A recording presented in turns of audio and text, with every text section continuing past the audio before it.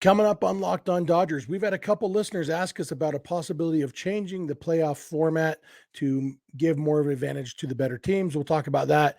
We talk about the big news in the National League West, which is that Bob Melvin might be moving teams again, but staying in the division. And we will touch on what's going on in the playoffs right now. Both championship series are still going, and we almost have a World Series matchup set. That's what's on tap. So let's get Locked On Dodgers.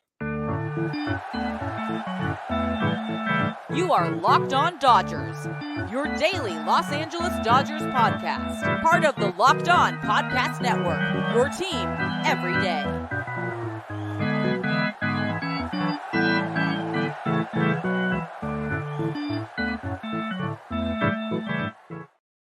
Hey, Dodger fans, this is Locked On Dodgers, part of the Locked On Podcast Network, your team every day. Thank you for making Locked On Dodgers your first listen every weekday morning. Remember, this show is free and available on all podcast platforms and on YouTube simply by searching for Locked On Dodgers. Or even better, go ahead and subscribe wherever you're watching or listening right now. Then you can be an everydayer just like we are. If this is your first time with us, I am Jeff Snider.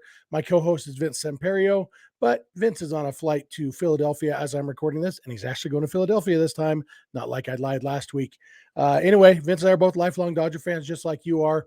We've also both spent time covering the Dodgers in the press box and the locker room, so we're not quite insiders, but we bring you the smart fans' perspective on our boys in blue every weekday morning. This episode is brought to you by Gametime.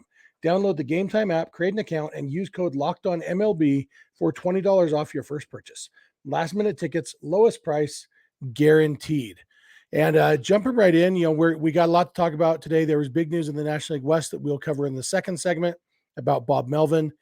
And the playoffs are going. The ALCS is going to a Game 7. The NLCS is going to a Game 6. Both of those series could end today on Monday. I'll talk about that in the third segment. But first, I got two different questions asking very similar things from everydayers. And you know what? If multiple everydayers are asking the same thing, I figure it's a topic worth talking about on the podcast. And so I'll read you both questions. Dale S. sent this via email. He said, is there any talk of the NLDS ever being expanded to a 4 out of 7 format? Obviously, the longer the series, it benefits the better team statistically. I'm surprised it's not already in place now because it just means more revenue for the league. I assume the Players Association is fighting the change.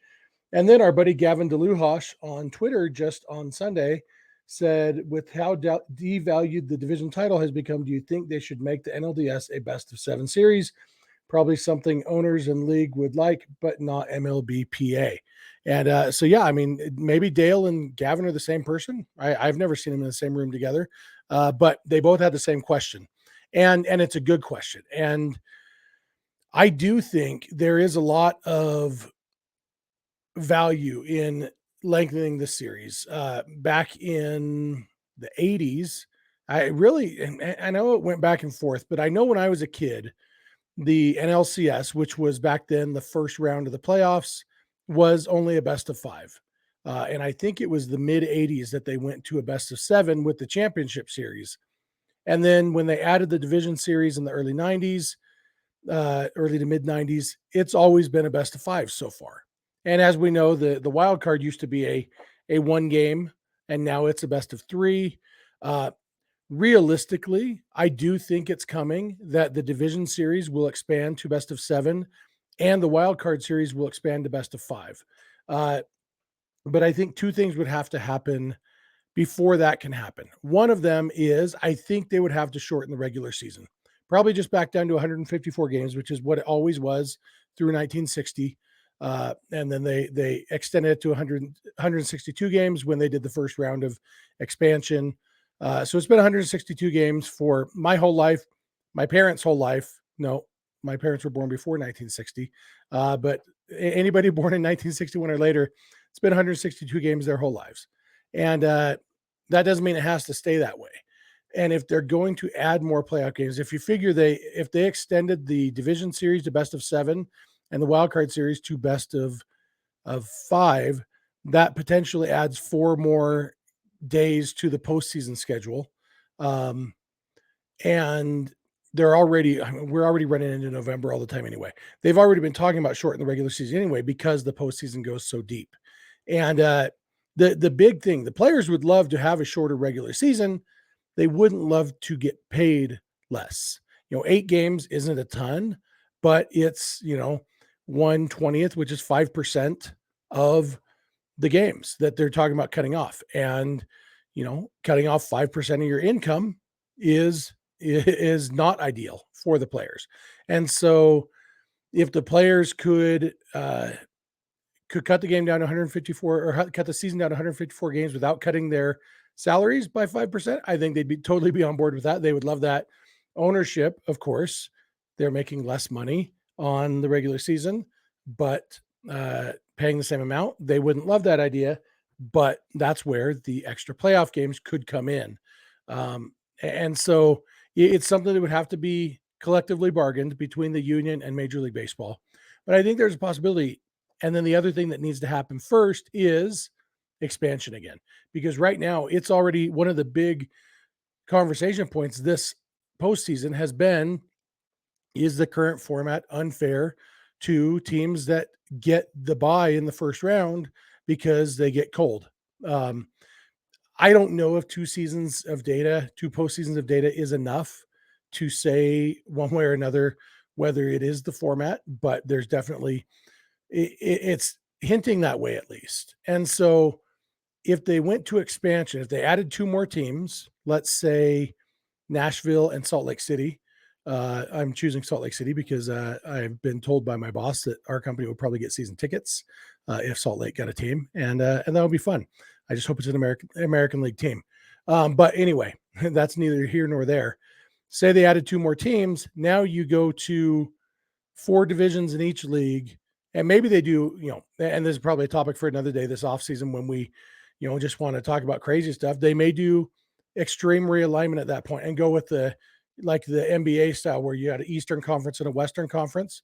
Maybe they do that and cut down. But either way, you're going to end up with 8 divisions and say you've got your 4 division winners in each league and 4 wild card teams in each league. You end up with exactly 50% of the league making the playoffs, which is too much, but what are you going to do? And then you're actually getting more games that way because every team would then be playing each round. There would be no buys. And I suppose they could do, only 2 wild card teams and still have a bye, but then you still have the problem we run into right now of the good team sitting and waiting, and it would be even longer because now it's a best of 5 series instead of a best of 3. So probably no buys and, 4 division winners, 4 wild cards in each league. Everybody plays. But at that point, you would have to give the division winners more of an advantage. Maybe it's in the best of 5 series. Maybe the first 4 games are at the home field of the division winner. Then you run into a chance of a game 5 at, a chance to win the series for the lower seed. Maybe you go 2-1-2. But I think 4 out of the 5 games need to be home games for the higher seed. A lot to think about there, but I think if they did expansion and realignment and shorten the regular season, they could, excuse me, I need to sneeze. Hold on. I hope I hit the right mute button.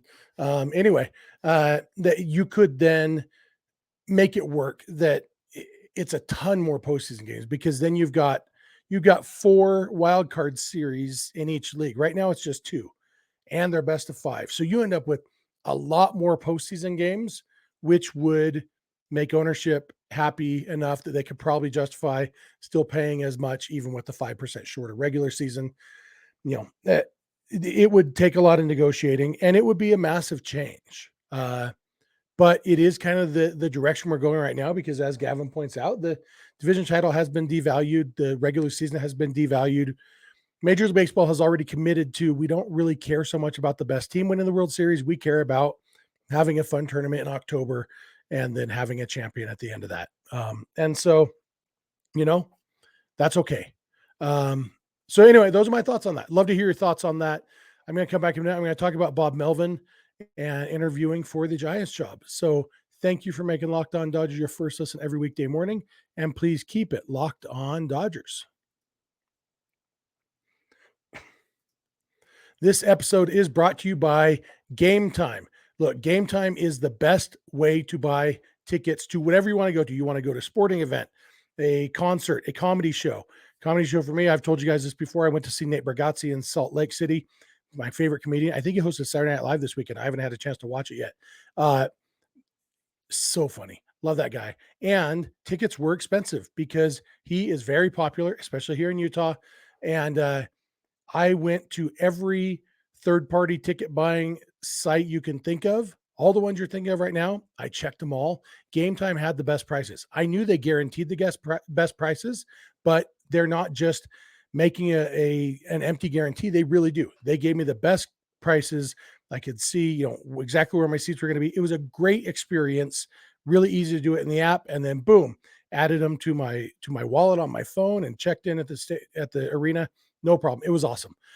They give you complete peace of mind with your purchase, and they are obsessed with finding ways to help you save money on tickets. They've got deals on tickets right up to the start of the event, exclusive flash deals and sponsored tickets or sponsored deals on tickets for football, baseball, basketball, concerts, comedy, theater, and more. Gametime guarantee means you'll always get the best price. If you find tickets in the same section and row for less, Gametime will credit you 110% of the difference. So take the guesswork out of buying tickets with Gametime. Download the Gametime app, create an account, and use code LOCKEDONMLB for $20 off your first purchase. Terms apply. Again, create an account and redeem code LOCKEDONMLB for $20 off. Download Gametime today. Last minute tickets, lowest price, guaranteed. Hey, I am back. I want to thank you for making Locked On Dodgers your first listen every weekday morning. If you're watching this on YouTube, we'd love to hear your thoughts in the YouTube comment section. If you're listening on the podcast, we'd love to hear from you through social media or email or whatever. Remember, you can catch every game of this postseason on SiriusXM or the SXM app. Just search for, NLCS, World Series, any of those things. You can also search for Locked On Dodgers if you want to listen to this podcast on the SXM app. And especially want to thank our everydayers, those of you who are with us every weekday morning. We really appreciate you. If you're not an everydayer, it's easy to become one. Just watch or listen every weekday morning. Getting back to the National League West news, there's not a lot of Dodgers-specific news in this episode. The postseason format changes would affect the Dodgers, and this little bit of news could affect the Dodgers too. Bob Melvin, longtime manager of the A's. Before that, he was the manager of the Diamondbacks, and then he came back to the National League West. He spent the last 2 years as the manager of the San Diego Padres. Well, word came down this weekend that he has been granted the permission to interview with the Giants for their vacant managerial opening. And, John Heyman said something along the lines of, it's hard to picture the Giants interviewing a guy within their division if they don't plan on offering him the job. And it's hard to picture Bob Melvin taking the interview if he didn't plan on taking the job if it was offered. And so I do think he's got some points there. I think that it seems like there's a pretty good chance that Bob Melvin is going to jump ship from San Diego and go manage the Giants. Now, last time somebody jumped ship from San Diego to go manage the Giants was a guy by the name of Bruce Bochy, who was one game away from getting his new team to the World Series, which I'll talk about in the next segment. Bochy went from the Padres to the Giants, and you might recall he had a little bit of success there in San Francisco. Melvin could join his third National League West team. He's got to get the Dodgers and Rockies in quick before that massive realignment I was talking about if he wants to collect the whole set like a Pokemon. But it's really interesting because Bob Melvin, well-respected manager. He's won Manager of the Year several times. He managed the A's very well. This year was kind of weird because the Padres were very talented, expected to win. Everybody picked them to win the National League West, and then they just didn't get the results. It was weird because they had a good season. Their pitching was great. Their offense was really good. They had a good run differential. They were terrible in one-run games, terrible in extra innings, and they just couldn't get the job done. It was kind of weird. And, I don't know Bob Melvin. I don't even know much about Bob Melvin other than, what every baseball fan knows about him. And so I don't know his personality. Maybe he's tired, of like I could picture getting burned out. If you were the manager of a team with that high of expectations, that many huge personalities and egos, and then to bomb like that, I could picture wanting to go somewhere else. Maybe he wants to go back to the Bay Area. He did spend, you know, how long was he in Oakland? I'm just pulling him up right now. Bob Melvin managed in Oakland for 1,000 years. No, 2011 to 2021. So 11 seasons. And he was with the D-backs for 5 years before that, managed the Mariners for 2 years before that. He's managed every year except 2010 since, starting in 2003. He's from, okay, yeah, so he's a Bay Area guy. He's from Palo Alto, went to high school in Atherton, went to college in Berkeley. So he's a Bay Area guy. Probably grew up a Giants fan or an A's fan, you would assume. And so having him the opportunity to go back to play or to manage in the Bay Area probably be pretty appealing to him. He also played for the Giants in the big leagues, among other teams. He played for a handful of teams. So Bob Melvin in San Francisco makes a lot of sense for him. For the Giants, it would be not a huge departure, but it's a departure. He's a different kind of manager than Gabe Kapler. And when Bruce Bochy, quote unquote, retired, when the Giants retired Bruce Bochy, they went with Gabe Kapler, who was very different from Bochy. And the Kapler regime overall, I mean, they had a great season in 2021. Then they lost in the NLDS. Dodger fans know all about having great seasons, then losing in the first round of the playoffs to a team from within their division. In 2021, it was the Dodgers on the winning side of that, the Giants going out. The rest of the time that Kapler's been managing the Giants, not great. And so maybe they do want a little bit of a change. And Melvin, just by nature, he's older than Kapler, more old school. They're both former players, but Melvin, he turns 62 this week. You figure he's got 5 or 6 years left in him managing. Maybe he just wants to go home. But I think that Melvin would be everybody who's played for Melvin or knows Melvin says that players love playing for him. He gets nothing but rave reviews from everybody who knows anything about him as a manager. And so if he's really available, yeah, it makes sense for the Giants to go after him. And I think it could be really good for the Giants. It would be really interesting for the Padres. They've had so many managers recently. They had what's his name, and then what's his name? There was Jase Tingler. I can't even think of all the guys who've managed the Padres the last several years. But if you count interim managers and everything, it is a lot of managers, and they're probably about to be back to having another one and going through that search again. Is it going to be an issue for them?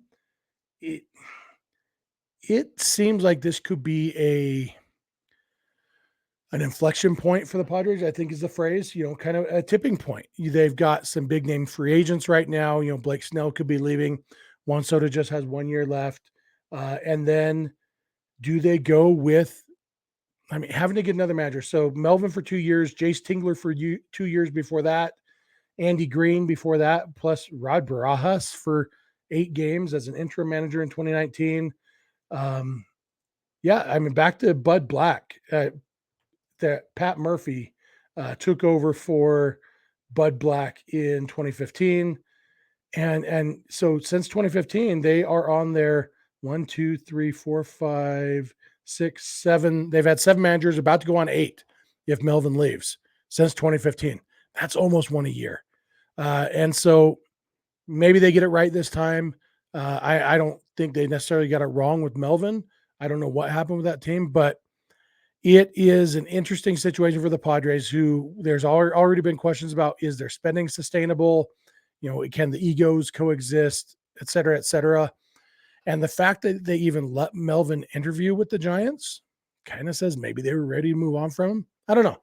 So it's definitely big news to watch. We may find out in the next day or two. It may still be weeks before we find out what's going to happen there in San Francisco. But Bob Melvin going back to the Bay Area is a very real possibility that could have big ramifications in the National League West. So it'll be fun to watch. It's nice to have this turmoil that doesn't directly affect the Dodgers, but definitely impacts their division. So it affects us enough to talk about it on a show called Locked On Dodgers. So speaking of things that unfortunately don't affect the Dodgers, postseason. We're going to talk about the postseason. Both championship series are just about wrapped up. So we just about know who's going to be in the World Series. So I'm going to talk about that. Thank you for making Locked On Dodgers your first listen every weekday morning. And please continue to keep it Locked On Dodgers. This episode is brought to you by FanDuel. October baseball is back, and you can make your postseason debut with FanDuel, America's #1 sportsbook. Join FanDuel today, and you'll get started with $200 in bonus bets guaranteed when you place your first $5 bet. Just visit FanDuel.com/lockedon to create your new account. Then you can get in on the action from the first pitch until the final out. Bet on everything from strikeouts to home runs to who will win the game. And if you don't want to wait the whole game to get a W, predict what will happen in the next at bat with quick bets. If you're watching the ALCS on Sunday night, imagine when Adolis Garcia comes up. It's a 5-2 game at this point. It's been pretty close. It's still tense. It's the 9th inning. He comes up, the bases loaded. He's 0 for 4 with 4 strikeouts after getting thrown at in the previous game. He wants to do something. Imagine putting a bet on him right then in the moment. Boom, he's going to hit a grand slam. And then he does it for you. You could have got a big W right there on FanDuel. So head on over to FanDuel.com/lockedon right now. Step up to the plate this postseason with $200 in bonus bets guaranteed. Make every moment more with FanDuel, official sports betting partner of Major League Baseball. Hey, I'm back. I want to thank you one more time for making Locked On Dodgers your first listen every weekday morning. Want to remind you to check out everything MLB related on SiriusXM and the SXM app. You can listen to MLB Network Radio there. You can search for the NLCS or the World Series or whatever on the SXM app. You can also listen to this podcast on the SXM app by searching for Locked On Dodgers. SiriusXM is awesome for their baseball content. We also want to thank you everydayers for being with us every weekday morning and encourage you, those of you who aren't yet everydayers, to become everydayers. It's a fun club to be part of. We love talking Dodgers with you every weekday morning. So the World Series is almost set. It starts here in a day or two. And today, Monday, both championship series could end. The Astros and Rangers are tied after that game I just mentioned in the ad read. The Giants, Bruce Bochy's current team, the Rangers, won 9-2 over the Astros. It was a tight game. It was 4-2 going into the 9th inning. They scored 5 runs. Base loaded hit by pitch against Corey Seager, and then a grand slam by Adolis Garcia put the game out of reach. And so now they go to Game 7. That series is very interesting. The first 6 games, the road team has won all 6 games. It reminds me a little bit of 2019 in the World Series when the road team won all 7 games in that series. The Nationals beat the Astros. It went 2-3-2, and it was the road team winning every game. It reminds me of one of my favorite funny quirks of baseball. In Game 3 of the 2018 World Series, Max Muncy hit the walk-off home run in the 18th inning, Dodgers over the Red Sox. You remember that game.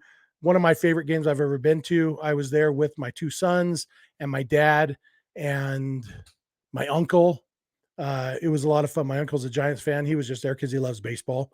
And so the 5 of us sat and watched that, and it was the longest day. I've told the story before on the podcast, but in case you haven't heard it, my son had a flag football game here in Utah the night before that game. And so he finished his flag football game around 9 p.m. We hopped in the car. We drove down to Mesquite, Nevada, which is about halfway to Dodger Stadium. And excuse me, need to cough again. We drove down to Mesquite on that night, got there, middle of the night, got a hotel room, and slept for a few hours, got up early in the morning, had the hotel breakfast, and then we hopped in the car and drove to Dodger Stadium, stopped and picked up my dad in probably not quite West Covina, but somewhere around there. There's a Marie Callender's right there on the 10, just after you pass the 71 on the 10 heading west. In that Marie Callender's parking lot. My dad parked there. We picked him up, He rode into the stadium with us. So it's the four of us.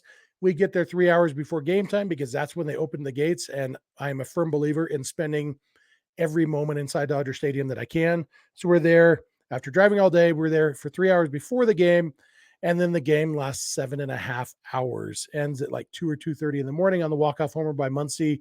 We thought he'd hit a walk-off homer in the 15th inning, but it went foul. From my seats at that point in time, we couldn't see it go foul. We were celebrating until we realized it was a foul ball. Such a great game. Well, that was October 26th, 2018. It was 3 years and 1 day after that before another team would win a World Series game in their home stadium, because 2019, road team won all 7 games. 2020, nobody played a World Series game in their home stadium because of COVID. The Dodgers and Rays played in Texas. And then in 2021, on October 27th, game 2, the Astros beat the Braves 7-2 in Houston. 3 years and 1 day between World Series wins by a team playing in their home stadium. It's one of my favorite quirks. So obviously we are hoping that the Rangers can keep this road team streak going in Game 7 of the ALCS tonight.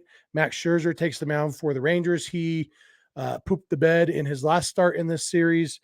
Scherzer, obviously, first ballot Hall of Famer, former Dodger, but, Dodger fans have a little bit of a sour taste from 2021 about Max Scherzer, his inability to take the ball in the NLCS, don't need to rehash all of that, but I think it's safe to say we're all rooting for Max Scherzer today, or at least rooting for the Rangers offense. I guess maybe the perfect situation would be Scherzer giving up 5 runs, but the Rangers offense scoring 12 runs or something. But either way, hopefully the Rangers can make their way back to the World Series. They haven't been in the World Series since 2011. They played in back-to-back World Series in 2010 and 2011, lost to the Giants in 2010 and the Cardinals in 2011. We're 1 pitch away from winning it in 2011 in Game 6, but then David Freese hit that triple off the right field wall that probably should have been caught, except the Rangers had Nelson Cruz in right field instead of an actual outfielder. So it turned into a game-tying triple. Freese later hit the game-winning homer in extra innings, and then the Cardinals won Game 7. So the Rangers have still never won a World Series in their franchise history, much like the Padres, much like the Astros until last year. The Rangers, I'd love to see them back there. My wife went to high school in the Dallas area. They didn't really care much about baseball, but to the extent that they cared, they were Ranger fans. The games that she did go to as a teenager, they were Rangers games. So I'd be happy for them. Corey Seager obviously is a Dodgers fan favorite. A lot of reasons to be rooting for the Rangers there, even before we get to the fact of who they're playing against. In the National League, we've got the Phillies and the D-backs. The Phillies are up 5 games to none it's 3 games to 2 because Craig Kimbrell exists. It should be 5 games to none. It says 3 games to 2, but the Phillies head back home to Philadelphia with a chance to win at least one of the next 2 games and send themselves back to the World Series for the second year in a row. They lost to the Astros last year. Phillies haven't won a World Series since 2009, I believe. And before that, it had been even longer since I was in, probably not diapers anymore, but not too long out of diapers. So, either way, we're going to get our 9th World Series champion in the last 10 years, as long as the Rangers can make it to the World Series. And it's, if it's the Astros and the D-backs in the World Series, I might not watch any of the games. I don't know. I don't know if I like baseball that much to put myself through that. I'd love to see a Rangers-Phillies World Series. I would probably even find a way to get into it. It's definitely different in October when the Dodgers aren't in it. A little bit less stressful, but also less fun. But baseball is a wonderful sport, and it's a lot of fun seeing these narratives play out, the storylines and everything. A lot of narratives which aren't the same as truth, but sometimes they're close enough. But it's been a good postseason if you can remove the Dodgers series from your memory. It's been fun so far. I'd definitely like to see the Rangers come back, and I'd like to see the Phillies close it out. Maybe they can get a lead big enough that Craig Kimbrell can close out a game. Like if they're up 36-1 against the D-backs tonight, maybe Kimbrell can come in and be on the mound for the video, showing them heading to the to the World Series after winning 36-7 because they only allowed 6 runs in the 9th inning. Either way, World Series is coming up. World Series week is always exciting. It is the World Series of World Series. It's obviously better when the Dodgers are in it, but baseball's fun. So love to hear your thoughts on the postseason. Love to hear your thoughts on Bob Melvin. Love to hear your thoughts on potential postseason format changes. All the stuff we talked about here. It's going to do it for me. So if you are watching on YouTube, we'd love to hear your thoughts in the YouTube comments section. If you're listening on the podcast, we'd love to hear from you through all the info, all the different ways I'm going to tell you in just a second. If you're not an everydayer, become an everydayer. Just watch or listen every weekday morning. It's a fun group. And like I said, we love talking Dodgers with you. And we're going to be here all through the off season, every weekday morning still. We haven't missed a day since we started doing this podcast 5 days a week on August 25th, 2019. We will continue doing that all off season. And we'd love to hear your thoughts on what you want us to talk about, because plenty to talk about all off season too. We'll have, season reviews and award talk and, all sorts of stuff to talk about. We'd love to hear your thoughts on what you want us to talk about. You can follow us on Instagram and on Twitter at LockedOnDodgers. Vince is on Twitter at VinceSense91. I am on Twitter at Snydog. The DMs are open for both of us. You can reach out to us there. You can also send us an email, lockedondodgers@gmail.com. That's how Dale S. got a hold of us with his question about the shortening the regular season and adding the postseason format. You can also send us a text message to 323-863-LOCK-5625 or a voicemail there. Either way, we are here every weekday morning, and we hope you'll be here with us. When you get in your car or sit on your couch, tell your smart device to play podcast Locked On Dodgers. And remember, you don't have to agree. You just have to listen. We'll talk to you tomorrow.